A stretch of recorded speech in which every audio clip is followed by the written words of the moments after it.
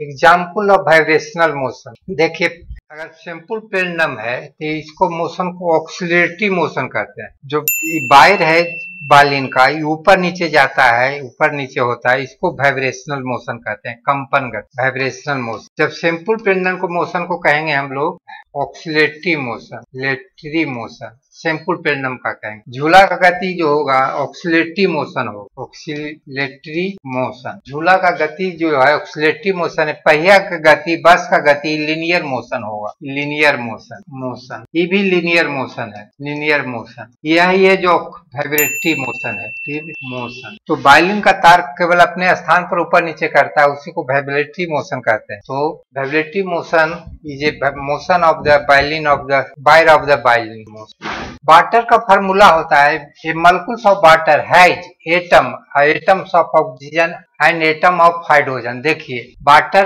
का फार्मूला होता है H2O। इसका मतलब ऑक्सीजन का एक एटम हुआ, ऑक्सीजन का एक एटम, वन एटम ऑक्सीजन का हुआ, एंड हाइड्रोजन का दो, H2 है, इसका मतलब दो हाइड्रोजन का एटम, एक एटम ऑक्सीजन का, दो एटम हाइड्रोजन का। तो पहला दिया है ऑक्सीजन का, ऑक्सीजन, तो यहाँ ऑक्सीजन हो जाएगा one atom of oxygen and two atom of hydrogen, 1 2 4 choice is correct. Car start from rest, rest का मतलब होता है कि U0। Car start from rest मतलब इनिशियल वेलोसिटी 0 है, and roll down on hill, hill पर से चल रहा है नीचे। देखिए, roll down on hill, hill है, ये हिल हुआ, हिल से नीचे गिर रहा है, नीचे आ रहा है, roll down on hill. And distance जो चला, यहाँ से यहाँ जो चलाया, ये डिस्टेंस चला है 1350 मीटर। डिस्टेंस हो गया, एस जो हो गया 1350 मीटर हो गया। ये मास दे दिया है 1500 केजी। तो एक्सेलरेशन पूछ रहा है, तो एक्सेलरेशन निकालने के लिए हमको जरूरत पड़ेगा, देखिए एस दिया है, डिस्टेंस दिया है, तो स्टार्ट फ्रॉम रेस्ट है, roll down incline plane, time दे दिया है 30 सेकेंड, टाइम दे दिया है 30 सेकेंड। तो हमारे पास हो जाएगा, एक्सेलरेशन निकालने के लिए हम ही फॉर्मूला लगाएंगे, एस बराबर ut plus half AT square. S तो 1350 है, U0 है, ये हमको निकालना है, t दे दिया है 30 मतलब 900, तो 2700 हो गया बटा 900। तो a इक्वल टू 3 मीटर पर सेकेंड आ गया, 3 मीटर पर सेकेंड स्क्वायर। एक्सेलरेशन निकल गया। फोर्स इक्वल टू होता है, फोर्स इक्वल टू मास गुने acceleration, mass into acceleration, F equal to ma। हमारे पास मास दे दिया 1500, ए आया है 3, तो 15 दिया 4500 न्यूटन का फोर्स लगा।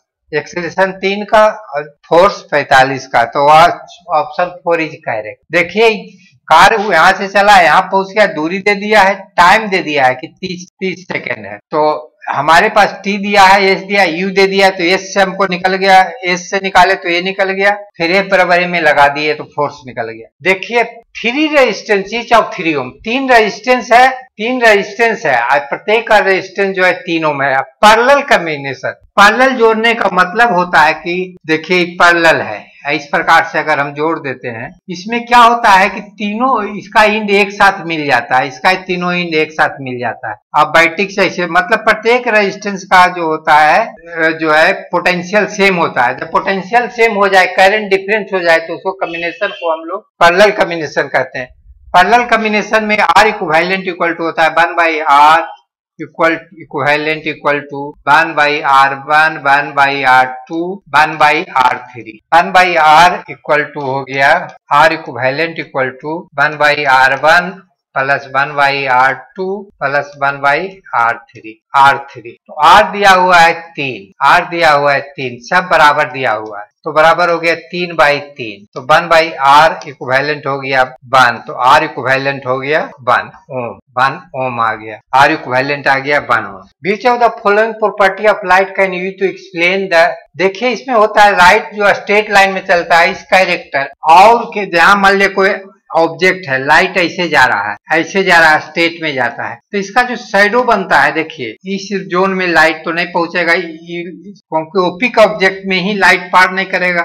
इसके ऊपर से तो लाइट, यहाँ ओपिक ऑब्जेक्ट है तो इससे पार नहीं करेगा, लेकिन जो ऊपर से जा रहा है लाइट, ये पार कर जाएगा। तो ऐसे जो बनता है इसी को शैडो कहते हैं। इस जोन में लाइट नहीं पहुंचता है, शैडो कहते हैं, छाया कहते हैं। तो छाया जब भी बनता है इसमें दो कैरेक्टर है कि लाइट स्ट्रेट लाइन में चलता है, स्ट्रेट लाइन में, और दूसरे है ओपिक ऑब्जेक्ट से लाइट पार नहीं करता है। ये दोनों कैरेक्टर के कारण ही शैडो बनता है। तो कहता है शैडो क्यों बनता है? तो शैडो बनता है दो प्रॉपर्टी के कारण। देखिए कोई ऑब्जेक्ट है, कोई मान लिया ऑब्जेक्ट है, रे ऐसे आ रहा है ऐसे, लेकिन ये ऑब्जेक्ट से पार नहीं करेगा। ऑब्जेक्ट है, इससे रे पार नहीं करेगा, ये पार नहीं करेगा, और रो जो ऐसे आ रहा है पार कर जाएगा। तो ये बना जो शैडो बना दो।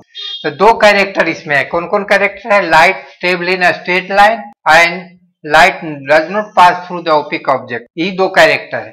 लाइट का स्पीड हाई होता है, उससे शैडो का लेना देना नहीं है। लाइट कंपोज ऑफ 7 कलर, उससे भी शैडो को लेना है। स्टेटमेंट चारों सही है, लाइट का चारों प्रॉपर्टी है, लेकिन शैडो बनने में ही दो प्रॉपर्टी काम आता है, first and A and D. Is 2 option is correct.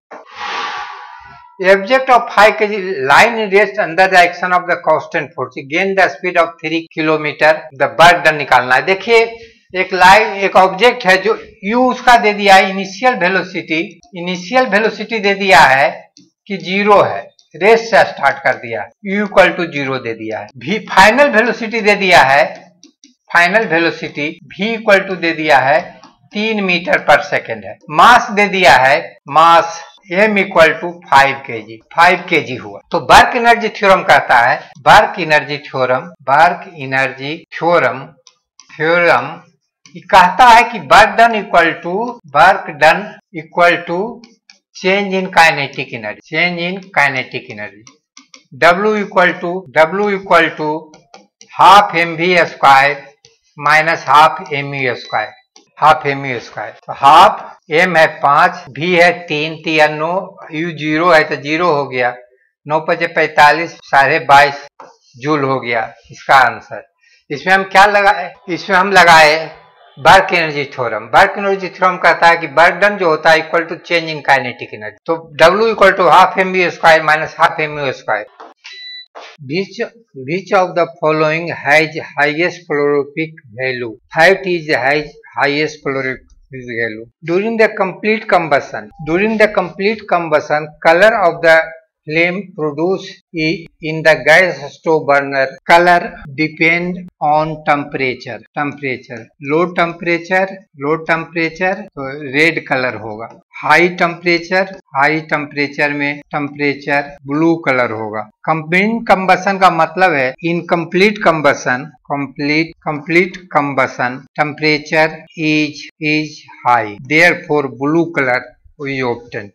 Which type of surface coating is used in the flying pen? Torfin is used in flying pen. In photosynthesis, plant takes carbon dioxide from air and water from ground. Reaction is 6 CO2 plus 6 H2O equal to 6 C6H12 and O6 plus 6 O2. Is option 3 is correct. Which of following Newton जियोथला होता है, Newton जियोथला होता ही नहीं है। Principle of conservation पर ही जब force 0 होता है तो प्रिंसिपल ऑफ फर्स्ट लॉ से मिलता है, फोर्स बराबर इक्वल टू मास गुने एक्सेलरेशन फर्स्ट सेकेंड लॉ से मिलता है। थर्ड लॉ से मिलता है each action equal to each reaction होता है। Therefore if the external force act on body of system is 0, total linear momentum remain unchanged is known as principle of conservation of linear momentum. सामुन बनाने में कौन सी प्रक्रिया शामिल होता है? इसमें जो होता है सामुनीकरण